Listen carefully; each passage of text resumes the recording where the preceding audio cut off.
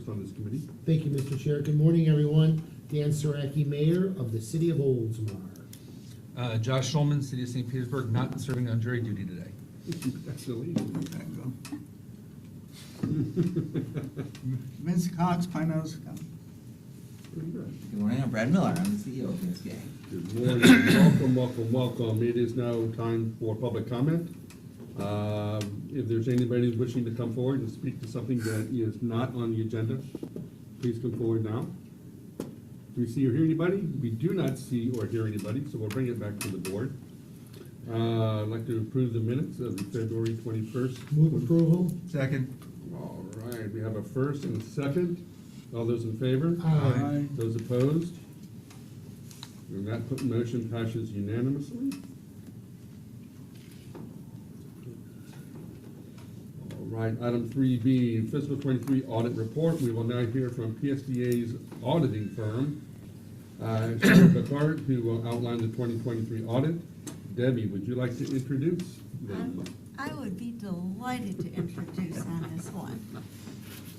We've had our fiscal year end 23 audit, and it's been done by Cherry Beckert, and we have Lauren Strope here today, who's a partner there. One of the things I wanted to point out that we have in the report is we've received yet again, and it's very heavy, another award of excellence for last year's that's in there. So we've now filled this plaque. We're going to have to order another plaque. Is that in the budget? You should mail that to Linda Cheney. But a lot of work goes into not just the audit itself, into what's called the Annual Comprehensive Financial Report, or ACFR, which always reminds me of a cat throwing up a fur ball. But a lot of work goes into this. Julie Lupus is our accounting director, leads the charge on this. She keeps us all in line all year long, because it's not something that just happens, at an interim audit or at the end of the year. And while the ACFR may not be on the New York Times bestseller list, it's clearly something that's very important in the government world, and I'm very proud of the fact that we've achieved this, and we'll try to continue to achieve this. With that, I am going to turn this over to Lauren Strope, if you want to come up.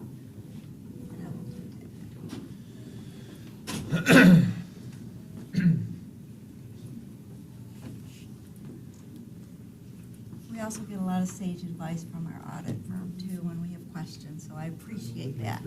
Helps keep us on track. Well, good morning. Thank you so much for having me today to go over the nature, the timing, and the extent of the audit. So this is just a brief agenda that we're going to cover, but I'm going to go ahead and dive right into it. This is your client service team. My name, as mentioned, is Lauren Strope, and I had the pleasure of serving as your partner this year, which means I'm the one with the ultimate responsibility and the one who signs your report.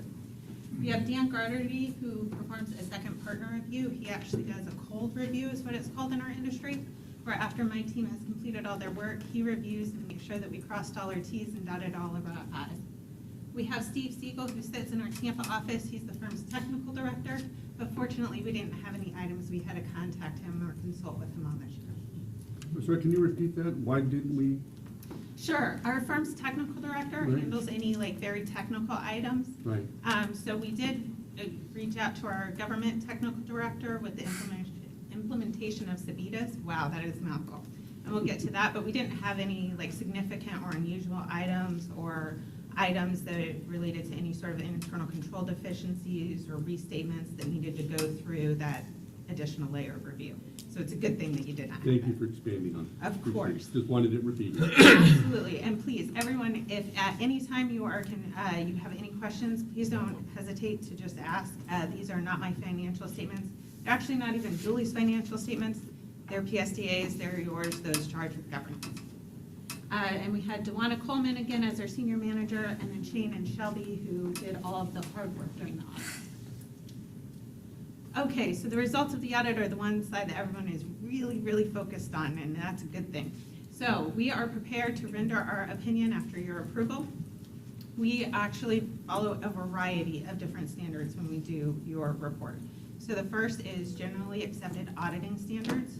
And under that, we are ready to render an unmodified opinion, which used to be called unqualified, kind of confusing, but but essentially it's a clean opinion or the only type of opinion you want. It's the highest level of assurance that we as the external auditor can provide. So again, a good opinion there.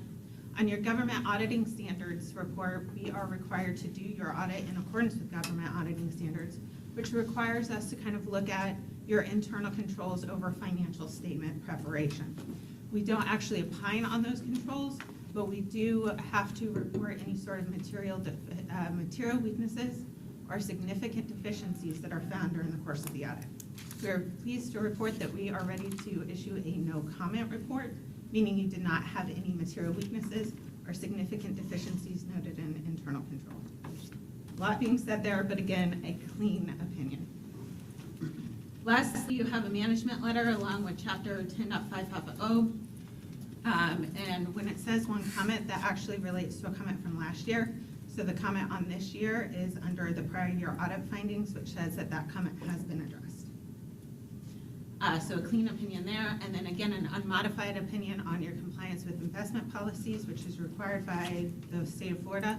And again, being unmodified, meaning it's a clean opinion or the only type of opinion you want. For all of your reports, you're receiving a clean opinion. The last thing we do is we also look at a single audit, which is an audit of your federal and your state dollars. And we are rendering an unmodified opinion there, meaning we did not have any issues as it relates to compliance or internal control over compliance. So again, clean reports all in. As far as internal control communication, again, under that generally, under the government auditing standards, we are required to look at your internal controls over financial reporting. Again, if we were to discover a material weakness, we would be required to communicate that to you. In addition, if we were to discover a significant deficiency, we'd be required to report that to you. Neither is noted in your report. Corrected and uncorrected misstatements. So our auditing standards do require us to talk to you, those charged with governance, about any sort of audit adjustment. What an audit adjustment means is after management has provided us with the trial balance, if we as the auditor have to say, hey, you really need to make these journal entries in order to bring this in accordance with GAAP or generally accepted accounting principles, that would be an audit adjustment. So we're pleased to report that we did not have any of those. We are also pleased to report that we did not have any uncorrected misstatements. That would be the exact same situation, only management, for whatever reason, decides not to make that entry. I would be required to communicate that to you. But again, there were no entries or uncorrected entries noted throughout the course of the engagement. A very good thing. As far as the qualitative aspects of accounting practices, you did implement one new standard this year, which is subscription-based IT arrangements. So all of those that came out of the lease standard the year before, you had to evaluate, and any that met the criteria of GASB 96 were then recorded as an asset and an offsetting liability in your financial statements. Any questions on that? As part of our audit, we do look at any sort of related transactions and relationships. During our testing, none were noted that management did not already previously disclose from us, and there were no new related party or transactions or relationships from the prior year. Significant or unusual transactions are different from entity to entity, but I am pleased to report that you did not have any significant or unusual transactions that I need to disclose to you this year. Again, that's not to say that those transactions were bad. That's just to say that they would be outside of the scope of what you're generally looking at, and I would be required to talk to you about those. Significant estimates. So the financial statements are not all just hard numbers. To create GAAP financial statements, management inherently has to put a lot of judgment estimate into that. And so we, as your external auditor, spend a lot of time looking at the judgments that went into those estimates to make sure that they're fair in relation to the financial statements as a whole. So these are a list of some of the estimates that we spent time looking at.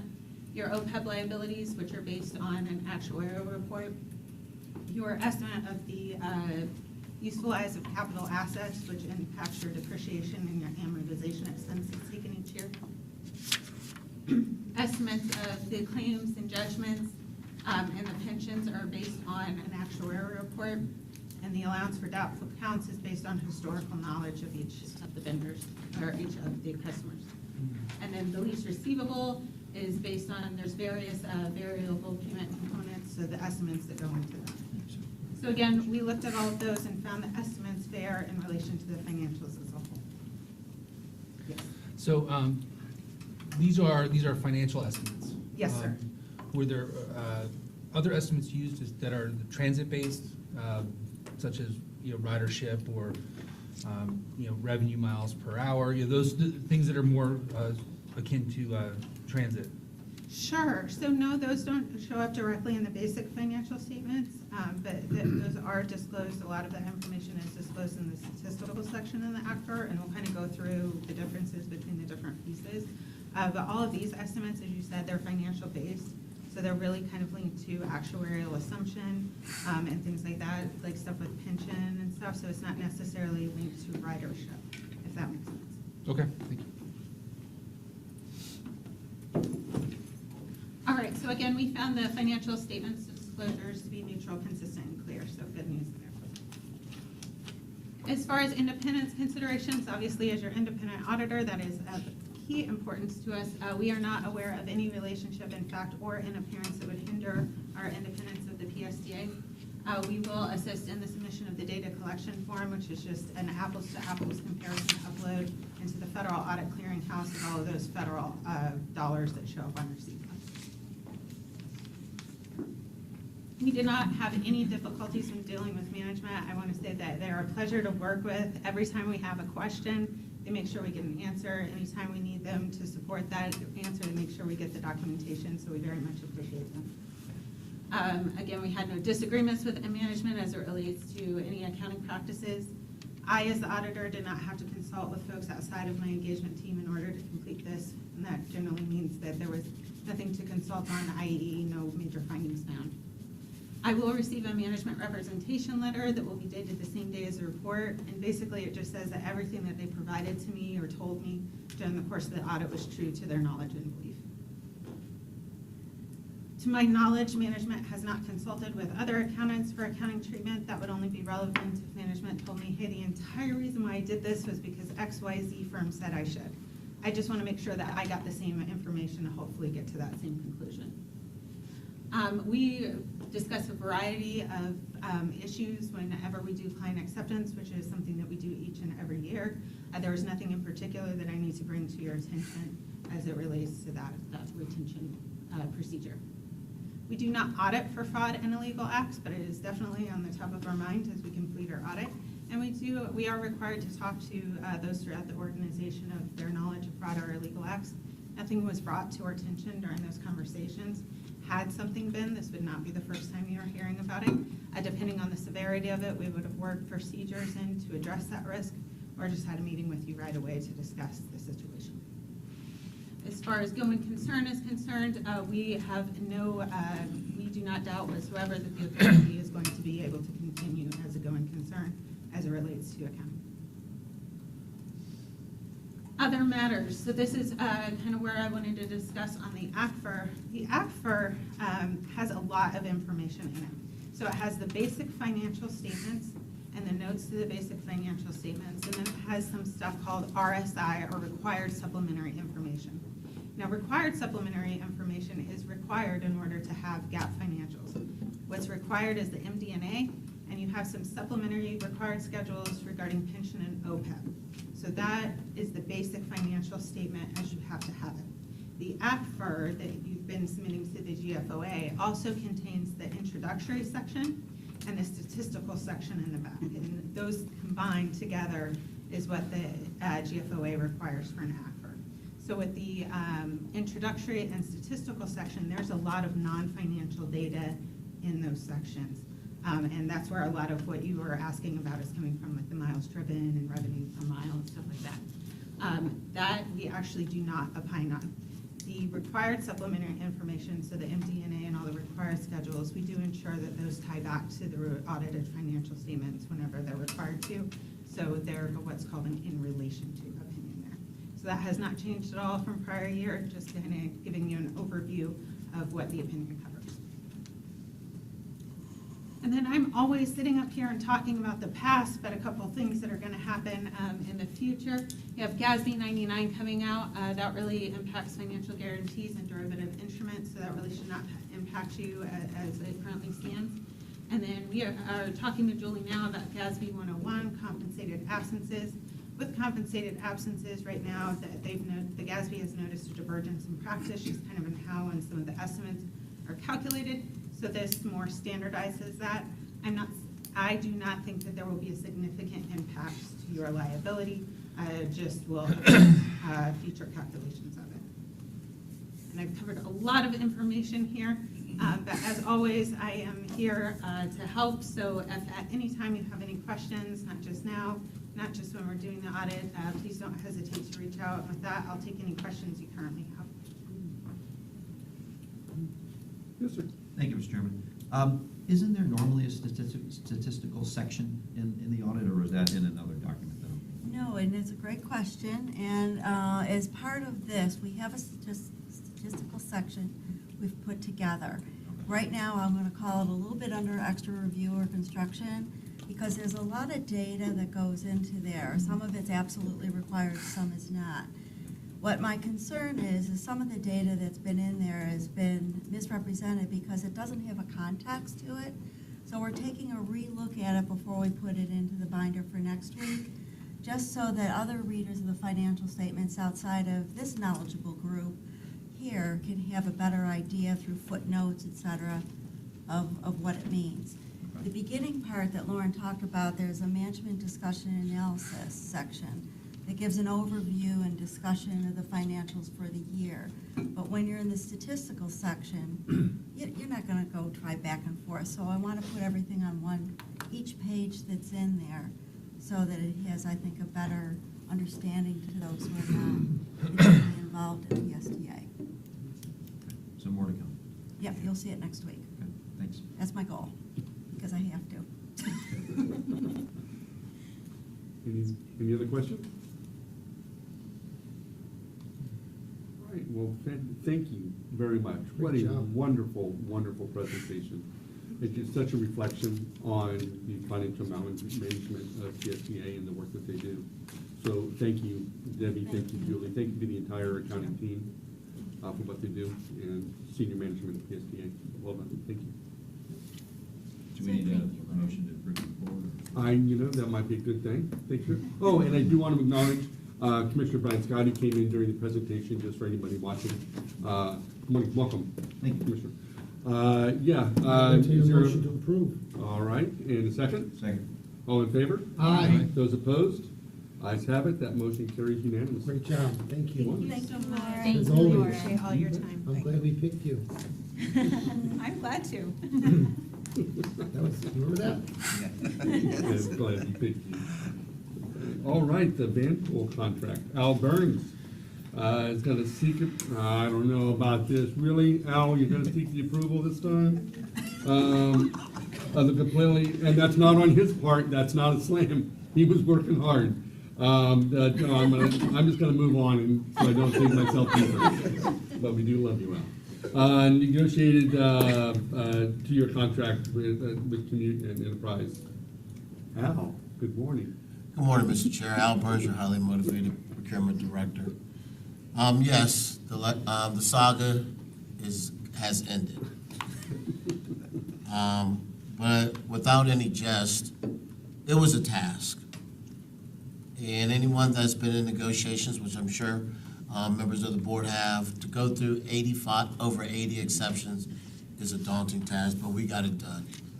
So I'm not going to belabor it. On the background, we've been over that several times, but I am pleased to say that we have a mutually agreed upon contract between PSTA and Enterprise Lease of Florida, LLC, doing business as Commute with Enterprise. So I'm very, very happy about that, and I just want to applaud my staff, thank BMO and everybody involved with that, because it was a pretty big defeat. So I'm going to keep it short. The action item that I bring before you this morning is recommend approval of a 2-year contract with Enterprise Lease of Florida, LLC, DBA, Commute with Enterprise for a total contract amount not to exceed $3,600,000. If there are any questions, I'd be more than happy to answer them. Are there any questions?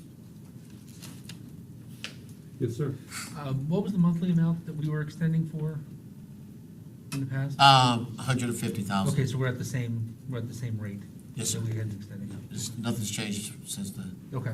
And then the only thing I would add is just that we now owe it to ourselves to take your hard work and turn it into, ridership and usage.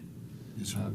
And make the most out of the contract. And I'll just say the program manager, Gabby Donaldson, she had a meeting yesterday, I believe, yesterday, with representatives of MacDill Air Force Base.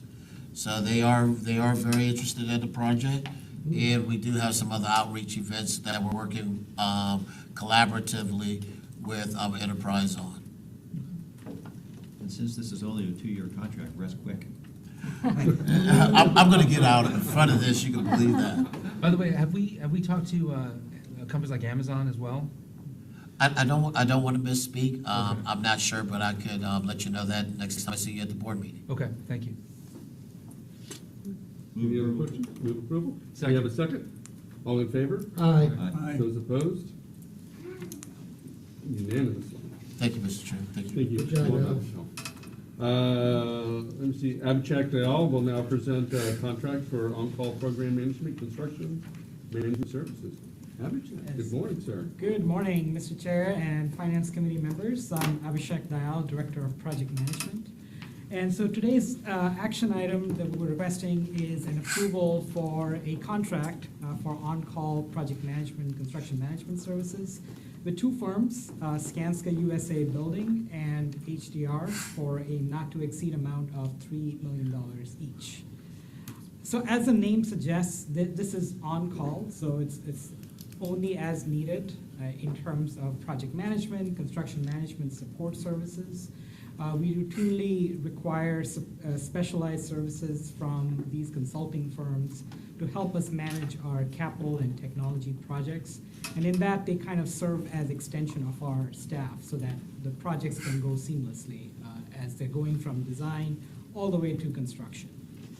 So some of the services that we have previously requested is construction management, project oversight support for capital and technology projects, and very specifically, we've asked them to do construction administration, going out in the field, making sure that the contractor is putting in what was in the contract, schedule oversight, developing independent cost estimates, and then also negotiating with the contractor on the pricing for labor and materials.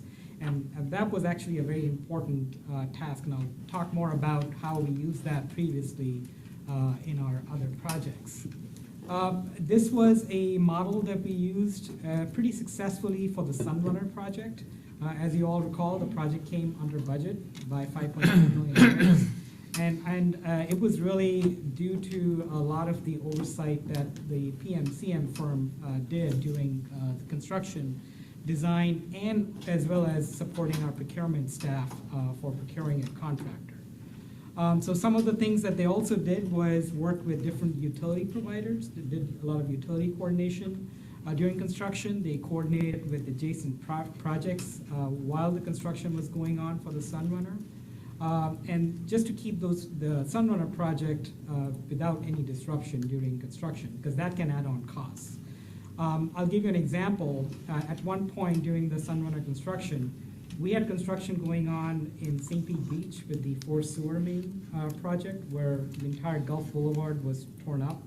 On Pasadena Avenue, DOT was doing a resurfacing work.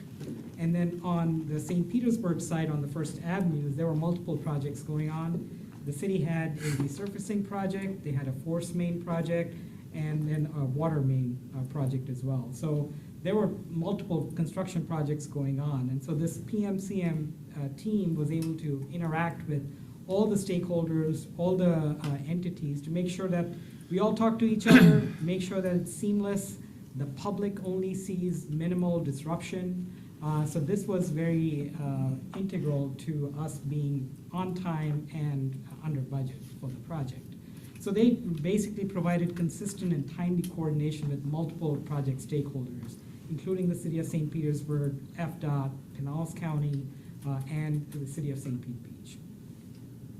So some of the projects that we will utilize this type of approach would be for the Sunrunner station that we're going to be building close to the pier, the county fiber connection, we're establishing a fiber connection between PSDA headquarters and the county's main backbone, solar panels in our campus, EV infrastructure construction, fair payment technologies, and other potential projects that might come about over the course of this contract. The scope of services will be negotiated for each of these projects, so it might not all be the same. So just wanted to clarify, just an illustrative list of projects might have different scope for this consultant to help us. Just so you have more oversight of this contract, I will bring back any task orders that we issue to this consultant over $100,000 for your approval, and then goes to the board.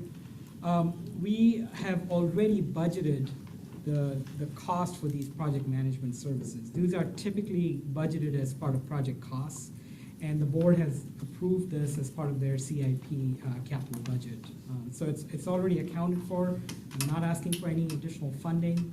And the more important thing I should point out is these type of on-call services, they are very useful in not only they provide flexibility in bringing staff as needed, but it also helps us not having to hire staff, not hire people put people on our payroll.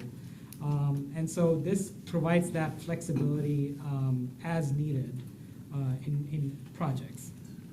So again, the recommendation is to approve a contract for the on-call services with two firms for a not to exceed amount of $3 million each. And again, I just wanted to emphasize that this is just a cap for what we're requesting. We're not actually requesting any funding tied to this. So with that, I'm happy to take any questions from the committee. Yes, sir. Thank you, Mr. Chair. So does the not to exceed $3 million include the two one-year options? It does, Okay. yes. All right. Would the option years come back to us for approval, or is this just a? We are requesting that all the option years be approved as well. Yeah.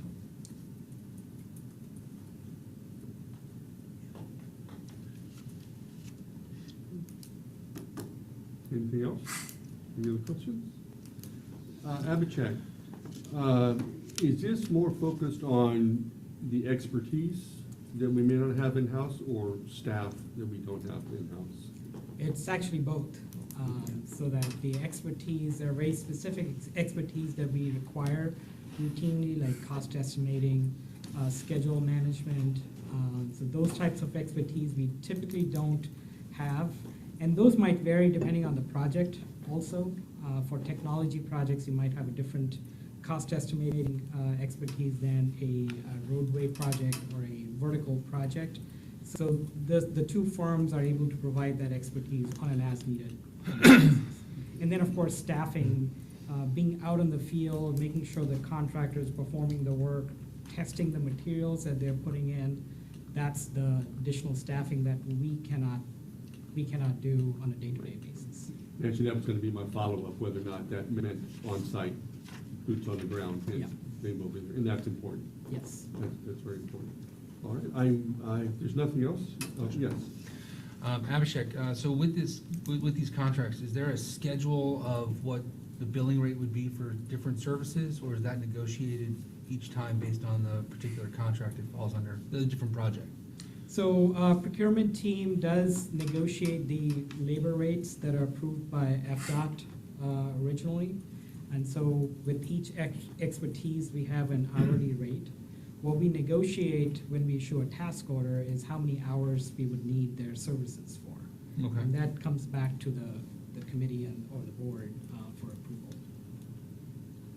So when If we it's issue a over task 100,000, order- it comes back. If it's above $100,000, we bring it back to the committee for approval. Okay, but the underlying hourly rates for the next 5 years are set in that contract and were based on a formula? Short answer is yes. However, just to kind of elaborate a little bit, there is a clause for escalation after the base term. And I think it's around 2%. I'd have to look to make sure, but traditionally, we put an escalation of 2%. Okay. And how did we get to $3 million for each contract? We looked at the list of projects that I showed over the next 5 years. And as I said, we had already budgeted a small amount for project management Mhm. services. So we just added those up and provided that to the team for solicitation.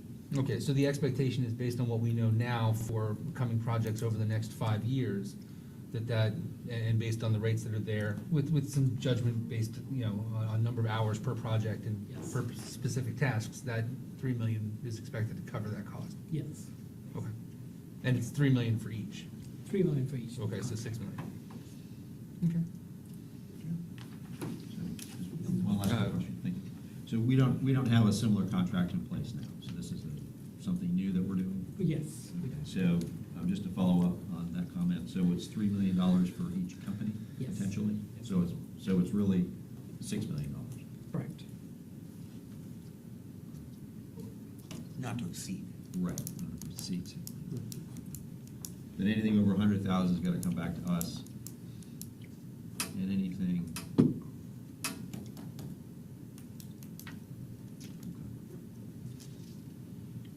Vince? Thank you, Mr. Chair. Abhishek, and this was used, this vendor was used to help with the Sunrunner, which was very successful. And have we worked with them prior to that on any projects at all? Was the Sunrunner the first? The Sunrunner was the first project where we used HDR as the PMC. Okay. All right, thanks. Thank you. Couple I'm of- good. Yes. So, based on your experience with, or expectation with the task orders with this, would we assume that they're generally over $100,000 for a task order, or are they generally under $100,000 for a task order? Good question.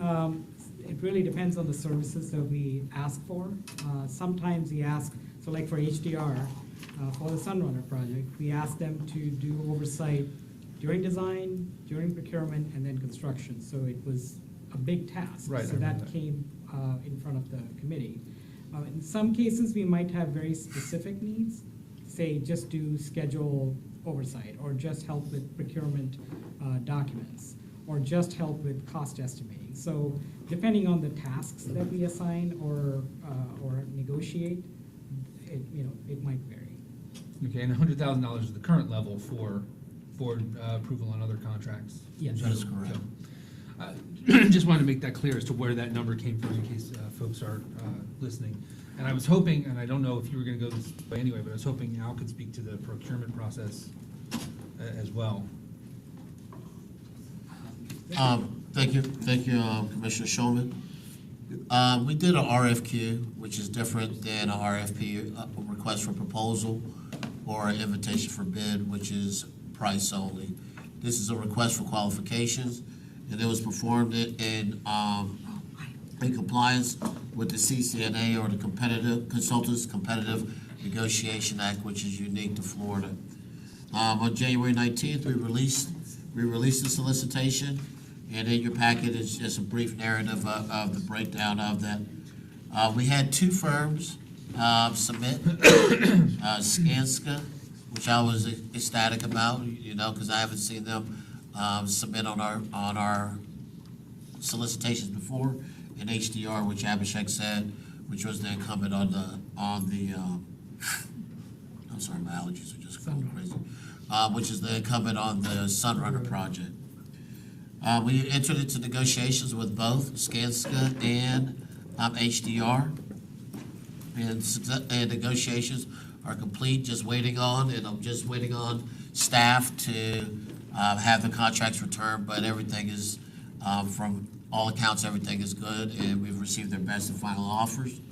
As Abhishek said, one of the things that I want to make sure is from a fiscal perspective, not speaking individually on the task orders, but we do a hybrid process that FDOT does to make sure that the rates that are being offered are in line. So I would say with a margin of maybe 7 to 10% difference, whatever a senior planner or an engineer or electrical engineer is being charged, charges FDOT, we're being charged something very similar to that, just a minor variance from here to there on that.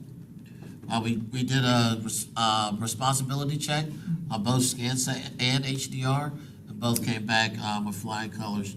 So I support this. Just felt it was appropriate that Abhishek, given the depth of it, that Abhishek present this on his own. Thank you for that. I just wanted to make sure we went through that process. HDR and Skanska are we're giving them the same sort of contract. Do they do different kinds of work? Is there a reason why we're selecting two separate firms for this? Good question. So when we looked at their proposals and their expertise, they have, in the past projects that they've performed different types of projects. So to give you an example, Skanska has done mostly vertical projects, and HDR has done mostly roadway type projects. So that's why they have different types of expertise that they're offering. Skanska has also done some electrical vehicle charging infrastructure type of work. So that's also a different expertise than what HDR brings to the table. So it's really dependent on their level of expertise, and the evaluation committee felt that, it made sense to bring both the contractors forward. So ultimately, we have two different vendors that can provide slightly different services and expertise in different areas. Yes. Of course, then my next question is, I'd asked you about how we got to 3 million. I mean, do we expect in those different areas it to be 3 million? It just seems kind of a big bucket approach as opposed to really understanding what our needs may be, which is not necessarily a bad thing. But, I mean, do we see like a balance of work between the two, or do we really expect, right, since we do mostly horizontal work, that HDR may be relied on more than Skanska? I mean, what are your thoughts there? Yeah, fair question, and I think, again, it depends on the scope that we actually assign them to perform. 3 million is just a cap that we're asking for. We may be well below that cap over the course of this contract by just doing some of the work ourselves. So I think that really depends on how things proceed with the projects that we have in mind. But generally, the list that I shared in the previous slide, it seems to be even number of projects assigned to both HDR and Skanska. I will tell you that the Sunrunner station by the pier will likely engage HDR to provide that services because of their familiarity, because of the staff that they've already utilized. For Skanska, we might use them for solar panels and EV infrastructure based on their expertise that they've demonstrated. So based on the list that we currently have, based on what's in our CIP, I anticipate providing equal opportunities to both the firms for that contract. And at such a time in the future, if we do need to shift funds or contract amounts from one organization to another because they're doing more work of the work that we need, that would then come back before the finance committee to do that? Yes. Okay. So Abhishek, these are two separate contracts, $3 million each. For funding, did it come out of something else, or is this new funding that is a federal funded item that we have, or did we take it away from something else? We didn't take anything away from any projects.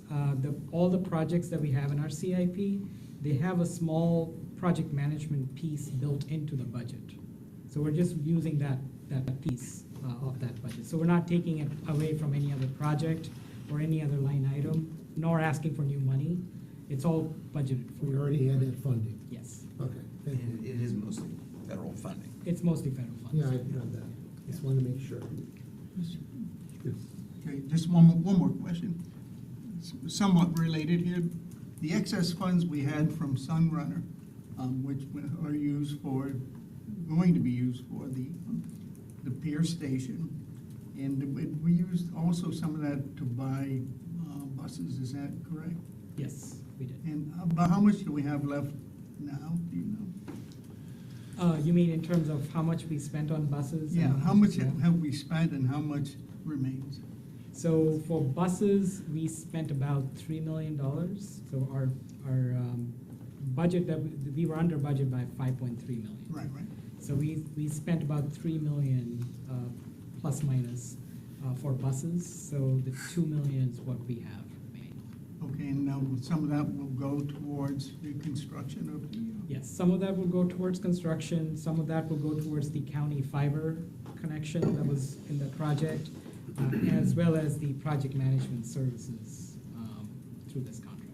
And so when we finish those projects, will those, we have anything still left over? Any funding?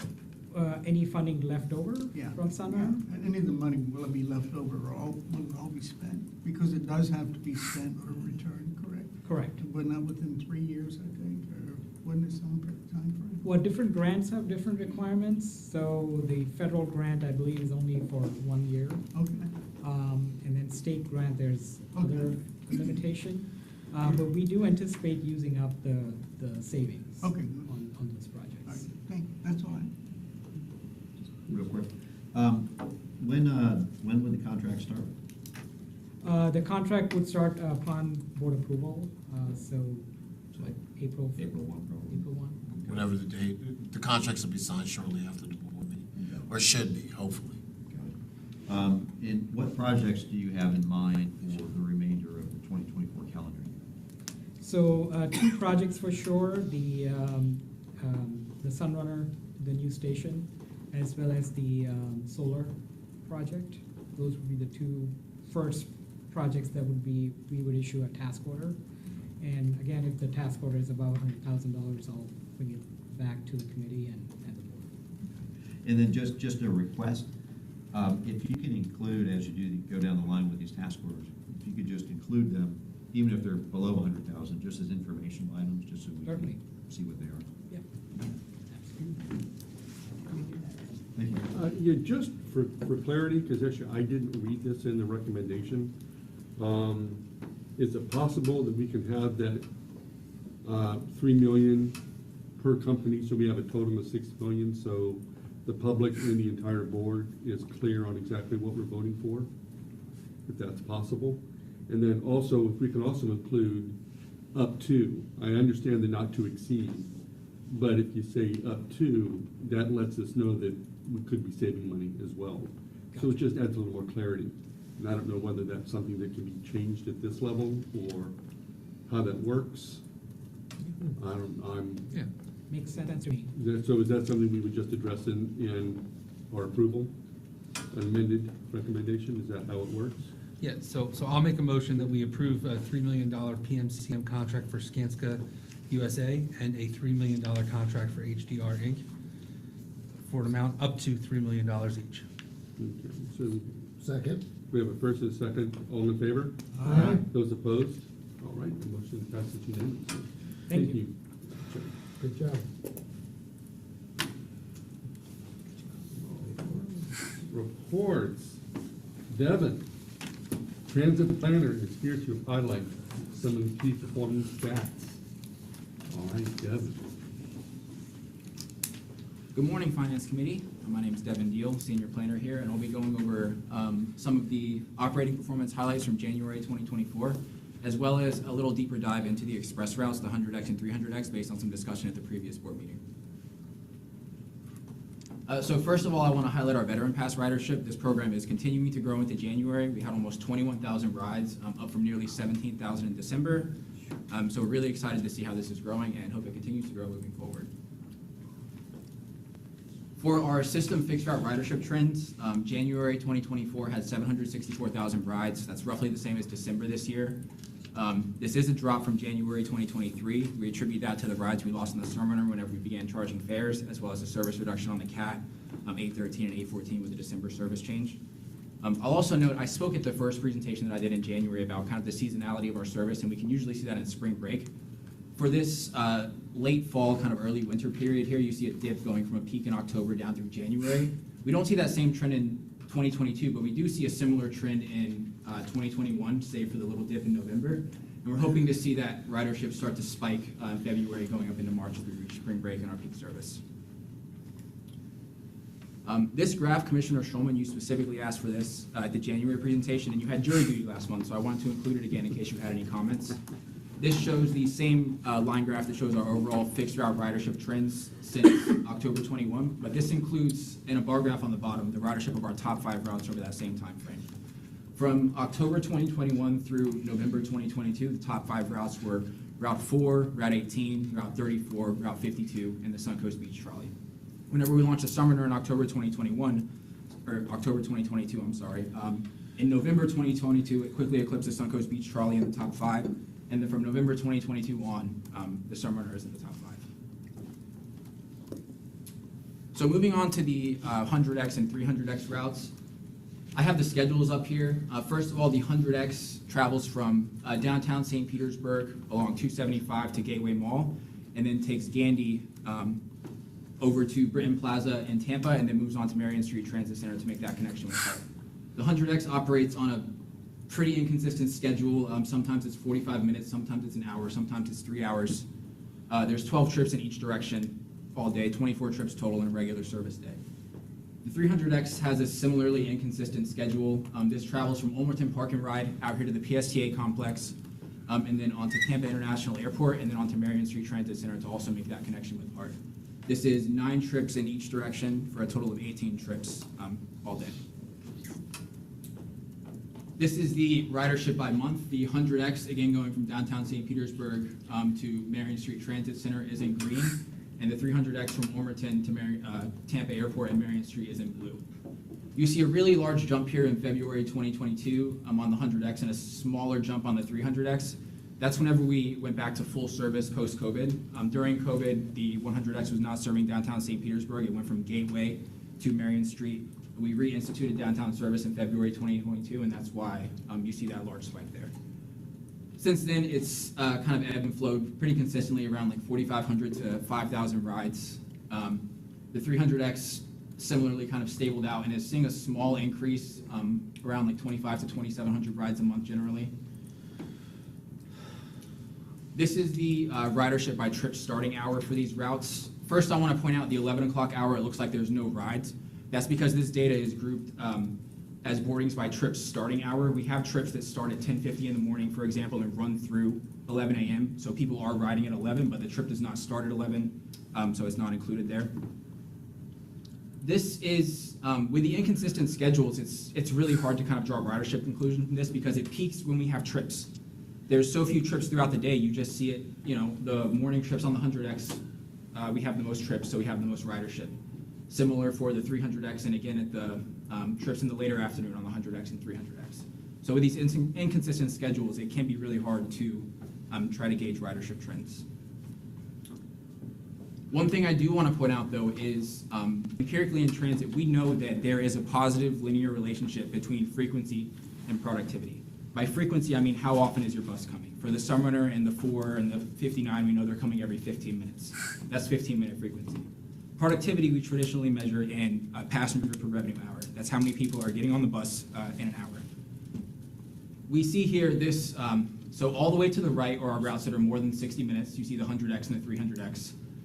We have the 52LX, the 90, and the 66. That are more productive for our larger than hourly routes. But you see as frequency increases on the bottom here, and you get all the way to 15 minutes, productivity drastically increases. Our most productive 60-minute route would be an average 30-minute route and a below average 15-minute route. Part of this is because the frequency sort of caps the productivity a route can have regardless of demand.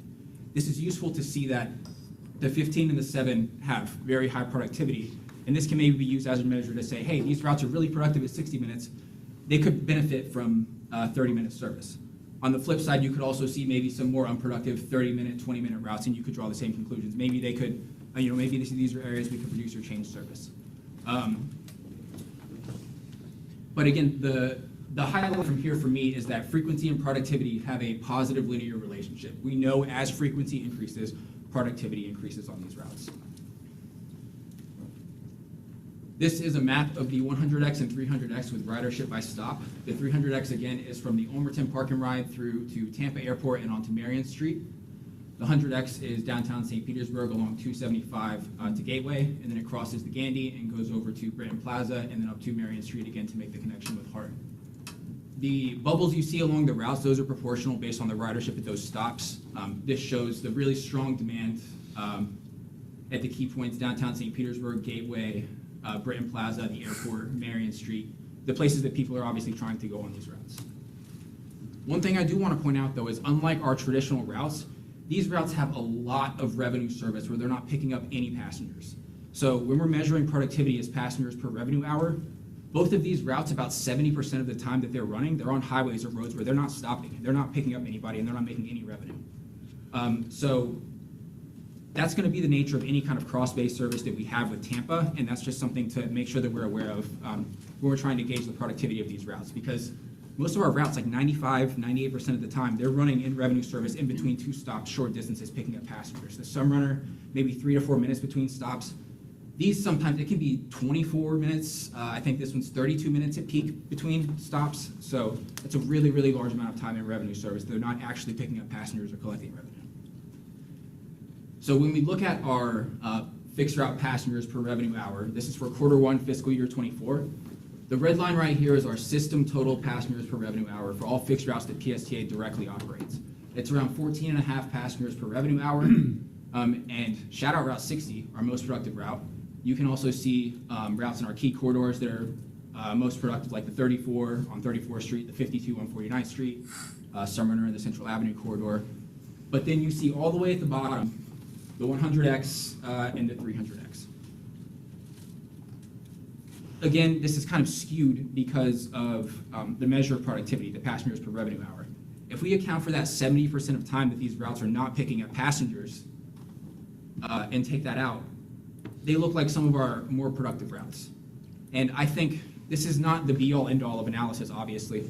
The core measure of productivity is still passengers per revenue hour, but I think this provides important context, again, on any kind of service we're going to be offering across the Bay, that they're probably gonna look like this. Or maybe, you know, if they're really frequent in the middle here, and even though we know they're going from places people wanna be to places people wanna be, they still may not traditionally appear productive.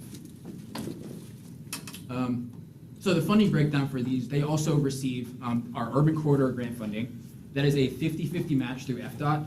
They pay us around $582,000 for the 100X and $294,000 for the 300X. Again, being a 50-50 match, PSTA pays the other half.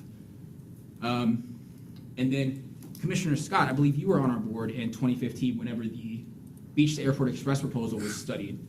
And in 2015, we evaluated an express route from Clearwater Beach to TIA, operating 5 a.m. to midnight. The assumption was 30-minute frequency, 7 days a week, which is around 80 trips a day. The 2015 operating estimate was $2.1 million, and based on the number of trips, this is roughly double the investment of our current express routes. By double the investment, I mean there's around 40 trips between the 100X and 300X today, with 30-minute service 7 days a week from 5 a.m. to midnight. That would be around 80 trips a day, or high 70s. And this estimated ridership, over 100,000 rides based on their scenarios, and this was pre-COVID estimates. And with that, I'm happy to take any questions. Commissioner Schultz. Okay. I have a few. So first off, you talked about I'm going to try to go in order of your slides too. So you talked about the veterans. We're now up to 21,000 rides per month. Have we kept any track as to how many of those are new riders versus like they had passes before? You know, are we attracting people into the system or just changing how they're riding? I know we are tracking all of our new veteran pass signups. I'm not sure if we're tracking how if they've transferred from our current TD to the veteran pass, but I will check with our finance department and see if we can.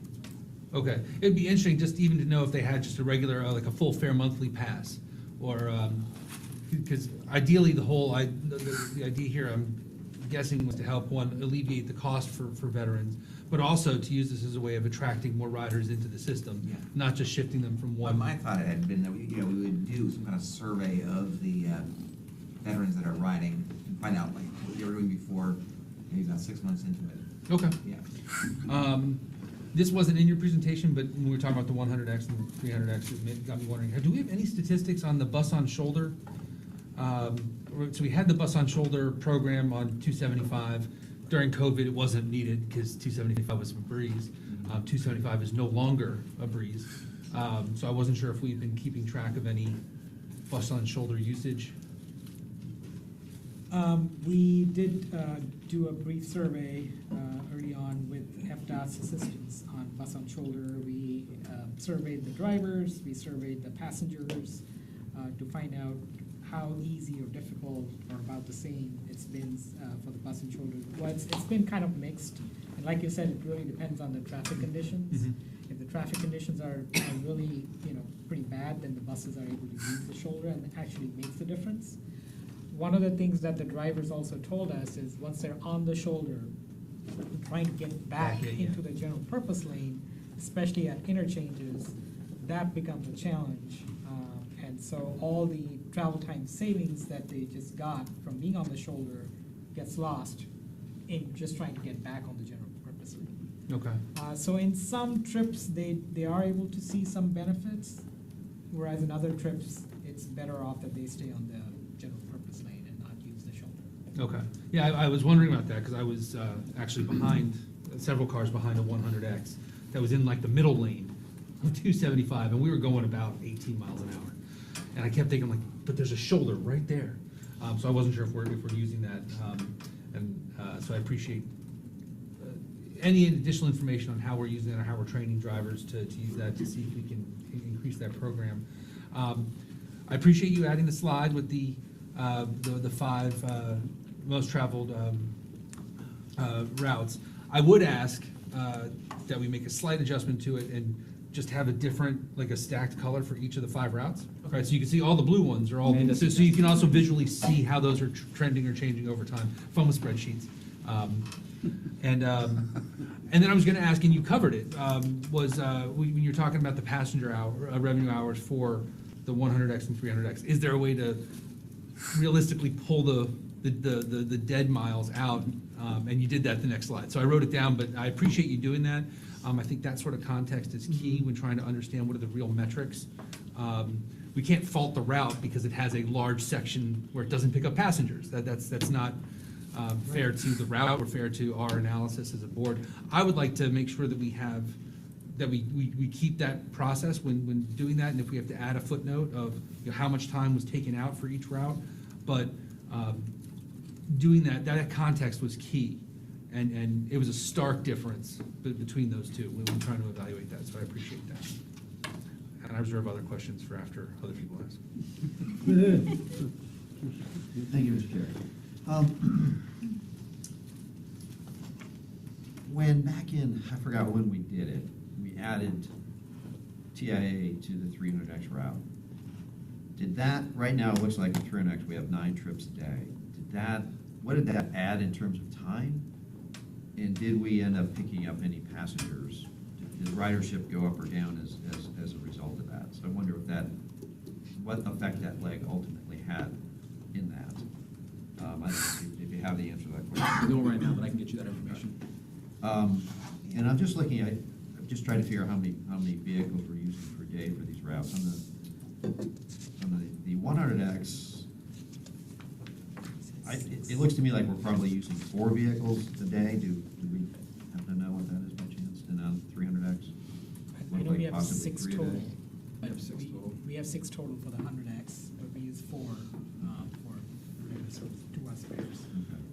So on some of these, I'm just looking just how the schedule breaks down. It looks like a vehicle goes out, does 1 run, and then it's done. Does that vehicle then go on to support another route, or does that vehicle just go out, do that 1 run, and then come back, and that's all it does for the day? Do we know that?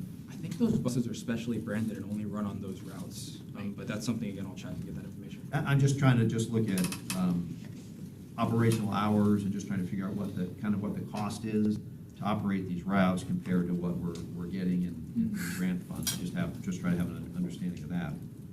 And going back to the TIA Express, that estimated ridership, was that per month?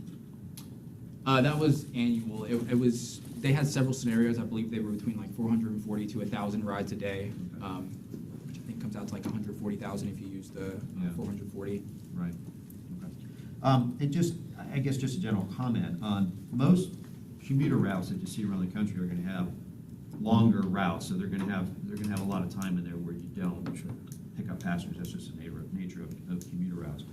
So I still just kind of wonder if, you know, we have a lot of resources dedicated to this, and some vehicles are just going out for a 4 hour, go out 4 hours and they're back in the yard, and that may be all that they do for the day, because they're specially branded.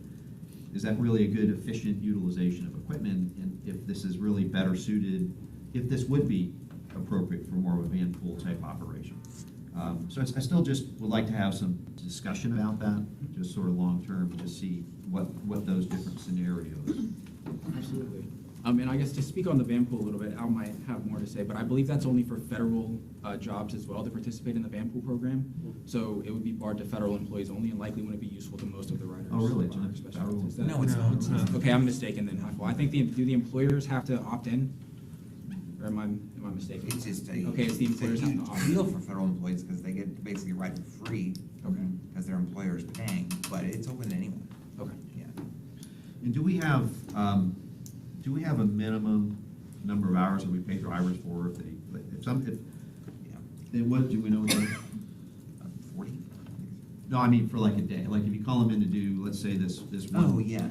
This one trip here for, 100X at, the 5:32 a.m. trip, and he goes out and is back in the yard by 9 o'clock. What do we pay that driver in terms of hours, do we know?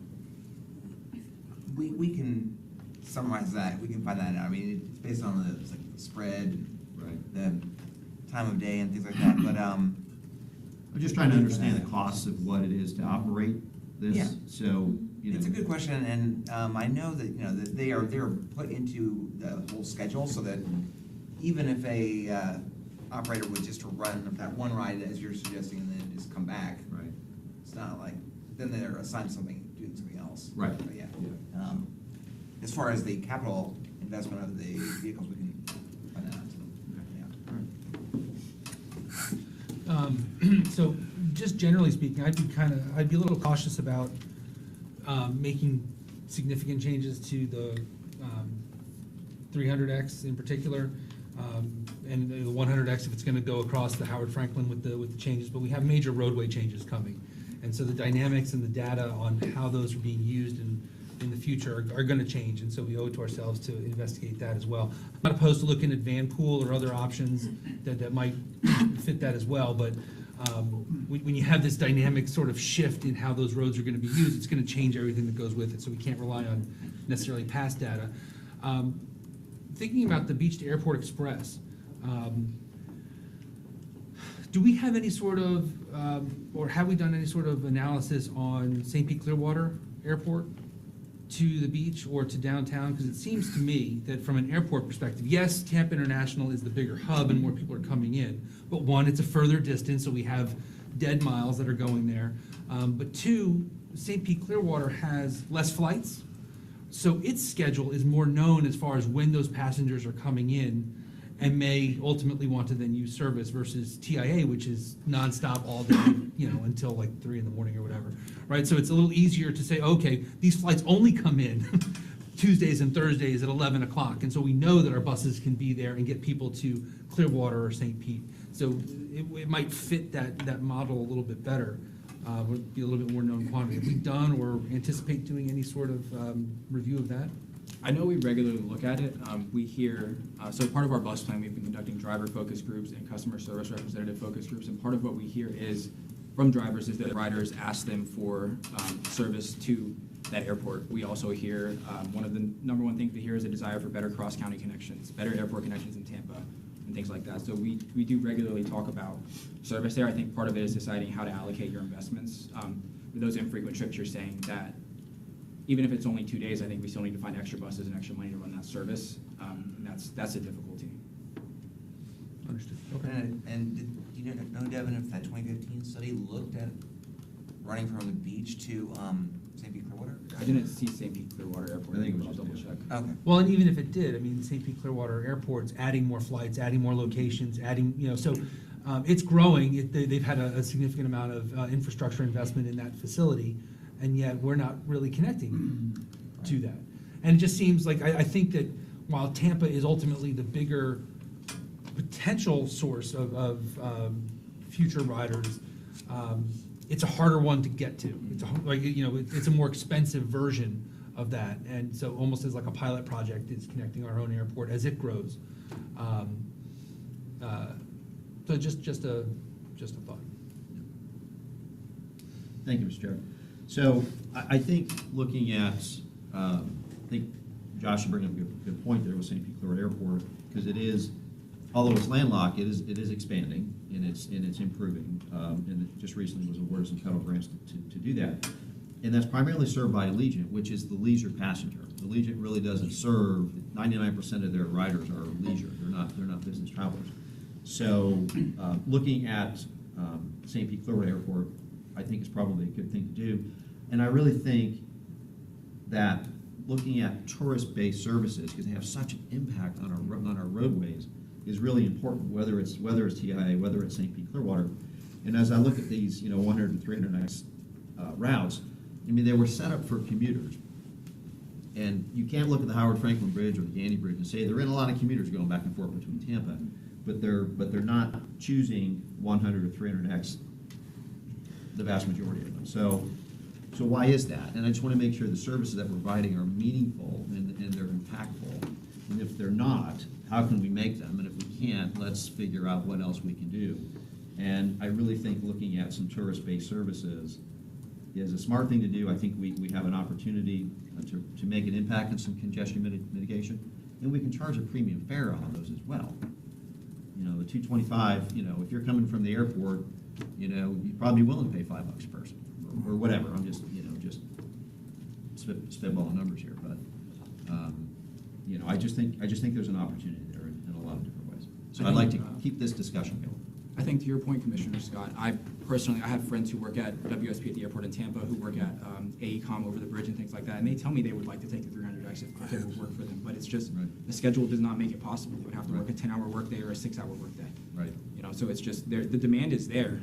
I think that's your point. Yeah, and is there, do we need to revisit schedules? Is there a way we can group the times differently to try to? Yeah, and like what Commissioner Schulman said about, it was great that Devin showed that context of taking out the dead miles, but also the graph that he showed about the ridership by time of day. You're exactly right. I know from all the marketing and stuff that was done when the routes first started with those MCI buses and stuff, it was started as a commuter thing. Right. But I'm not so I don't know if it is a commuter thing. As Devin showed this graph, the ridership is exactly when the buses run. I don't think it's really a commuter thing. That's my take. I'm not sure if it really. So should we change it to a tourist thing? Well, yeah, maybe, yeah. Maybe it just goes to the airport.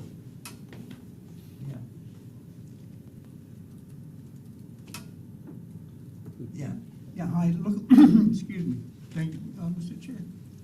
And Devin, looking at this chart right here, and we see the peak times with 100X ridership, 6 a.m., we look at that, and then we look at 5 p.m., and that looks like it directly coincides with the FIS merchant service. If you look at that, those times there. Yeah, So do we have some kind of agreement with FIS merchant service that, like we do with other organizations? Brad, are you familiar with that? I'm not familiar with that. Are you? Heather, are you familiar with that? I'm not familiar with FIS merchant services. I know that on the 300X, we have some commuters. We definitely have commuters for one trip in the morning and one trip in the afternoon. And those trips do not serve the airport because they're all trying to get to downtown Tampa for their job start times. But I don't know specifically about FIS. I think Commissioner Cox, is this leg right here that you're speaking about, and it looks like there's insignificant ridership at those stops for the few trips that we do. Say that again, I couldn't. It looks like, so this leg right here Uh-huh. is the limited express service that we do to the FIS services. And you can see by the size of the dots that there's really limited ridership there already. Well, and the FIS is not that we're stopping for FIS. I think that's just the That is timeline. just indicating where the stop is, Okay. right? So it's Yeah. not like, that's just, we could have called it an address. It's not that Okay, I understand. FIS I business. understand that. And one other question too, our park and ride that's on 22nd Avenue North, do we utilize that at all with 100X? We do not. So- The bus is not. Well, so what do we do with that park and ride? I mean, how is that utilized for our customers? That is always a Like, question so I have asked. generally, I only see like 2 cars parked there, and then Well, maybe just there. 5, There- maybe There are 5. people parking there. We do have a bus that goes east-west on 22nd. Right. But, it's always. Well, speaking of that, that Route 22 you're talking about, right? Yeah. I saw yesterday, we had a cutaway on that route with, and the signage actually said Route 22, and, is that something we're going to be doing, or? I don't know, Henry over there or I something. have an answer for that. Okay. So Route 22, we started using a cutaway because it goes through some neighborhood streets. Uh-huh. And the operators were saying it had a difficulty turning the larger bus. Uh-huh. And then the ridership loads were such that we could use a cutaway. Right. Yeah. Okay. And I mean, it looked good, it was a good-looking cutaway, nice and clean. And if you're serving 5 to 8 people, makes sense. That's all I have. Commissioner Sherman? Thank you, Mr. Chair. Quick question just for clarification. Commissioner Scott said, maybe we could charge a premium rate for a different route. Can we charge a premium rate? Are we allowed to charge different rates or higher rates? Well, we can, we have to provide, we're required by the federal government to provide a half fare for senior citizens and people with disabilities and people that have a Medicare card. Yeah, as long as we have a half price, we can try to any fare we want. Okay. Yeah. And I would imagine relatively easy to, it's all ones and zeros to me, but relatively easy to do with contactless payment to be able to. We have to have a public hearing and all that, so yeah, but. But operationally, Yes, it could be. It's doable. Okay, I just for clarification, I wasn't even sure if we were allowed to, so that's interesting. The other thing that I think just would be helpful, on the slide that had the 100 and 300 ridership trip by hour, if you could mark where the departure times are, so it's, right, so you had to explain that there's nothing happening at 11 o'clock versus having that information, visibly represented. I hate for anyone to be looking at this and not have you standing there to explain it to them. So I'd like to be as self-explanatory as possible. Thank you, Mr. Chair. Is there anybody else? All right. Is just, Devin, thank you. This has been wonderful. On the 300X, actually the stop at the airport, just to clarify, are those, do you think, are those employees of the airport, or are they travelers? Are they guests? And if they're a combination, do we have an idea of, is it 80-20? I'm sure it's a combination of both. From our onboard survey, we did have limited responses from the express routes, but it was definitely a combination of both. All right, and thank you for bringing up the whole concept of tourism and the concern there, right, with the 15 million visitors we have coming. I want to thank PSTA for even tapping on Treasure Island's door and trying to get something done there. I was kind of disappointed that they didn't accept our agreement as well as the freebie, because I think just the concept of how we can get our guests from the airport to our beaches without them having to rent a car saves all kinds of stress and frustration from the roadways, as well as it puts a little more money in the pocket of our tourists, and hopefully that will give them the opportunity to spend 1 or 2 more days on our beaches, spending money at our restaurants and our museums, etc. It also maybe kind of captures them a little bit, makes them a little harder for them to leave and to John over to Orlando, right? So it can capture them on our beaches. It also frees up the beaches of cars, allows our residents to get to our beaches instead of lines of cars out to the beach every weekend. And that's not, I talk about the beaches and all those communities along the beach, but it's actually throughout the county. Just the more we can talk about that and have PSTA talk into our communities and just how can we figure out the transportation problem instead of working in our own silos on how we're trying to solve the same problem individually. I think we can work a little more synergy. Right? I think we can have a better option for all working together. So, as Commissioner Scott said, yeah, wonderful to have this conversation continue. But it's been a great report. Thank you very much, Devin. Appreciate it.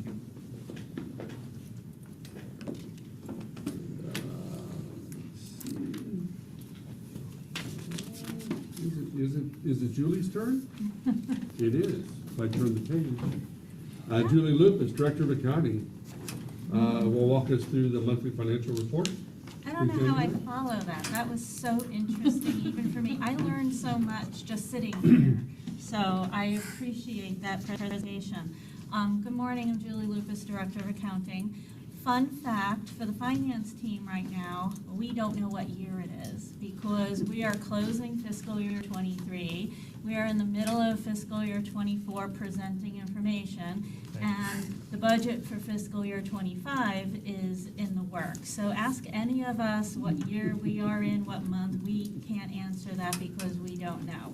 And heaven forbid you put something in the wrong bucket. Yeah, exactly. So, looking at January's financials, we finished with a 1.7 million net deficit, which was 1.5 million favorable to the budgeted deficit.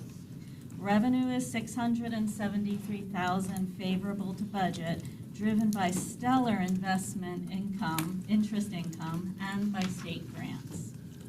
Passenger fare is favorable to budget due to the reclass that we spoke about last month, attributed to the return of the old passes that were no longer being used, and we expected to see this in January. Expenses are 877,000 favorable to budget, led by fringe benefits. In January, every year, we have our bargaining unit vacation payload, which we accrue for in the prior fiscal year, and we reverse it, and it caused a credit balance, which is really just some timing issues. Miscellaneous expense is 263,000 unfavorable to budget, and this is where we have the reclass of those old passes that were no longer being used. So this is where we see the hit from the reclass out of revenue. Turning to January year-to-date, we finished with a 48.6 million net surplus, which was $1 million favorable to the budgeted surplus. Revenue is 191,000 unfavorable to budget, driven by the timing of property taxes, but it's helped by the investment income. Expenses are 1.2 million favorable to budget, with miscellaneous expenses being the area that is unfavorable, again, mostly due to the reclassed obsolete passes, and that 260,000 will be carried out throughout the rest of the year there. Excuse me. So does anyone have any questions?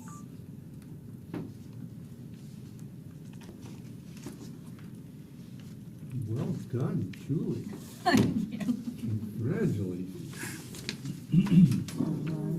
Other business? Does any of the committee members have any other business to bring before the committee? Did we look at our access, see how they're doing? It was on the prior. Yeah, I see that. Yeah. You have anything on that, Mr. Miller? What we're doing with access and what's going on there? I don't have any,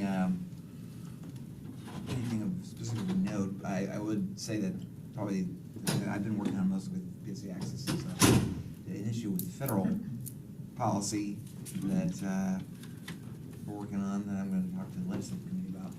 Very good. Yeah. But I am hearing that their multi-loading is really, Yeah.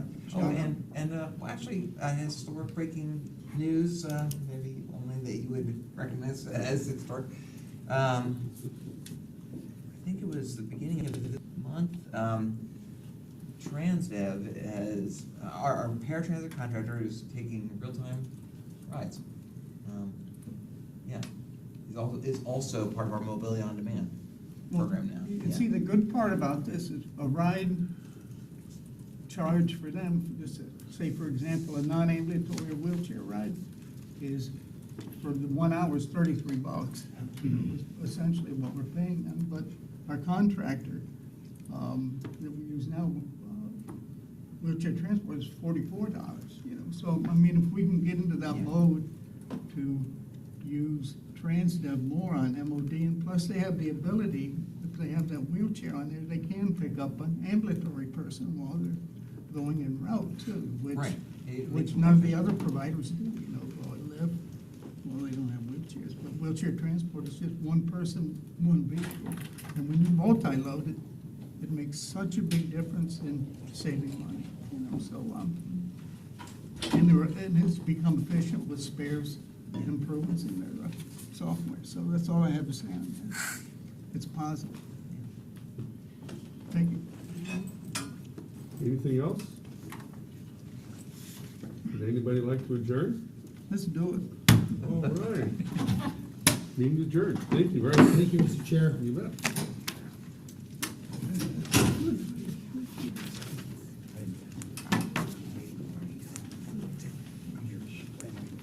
I saw a lot of tablets on the Grand Prix, a lot of folks.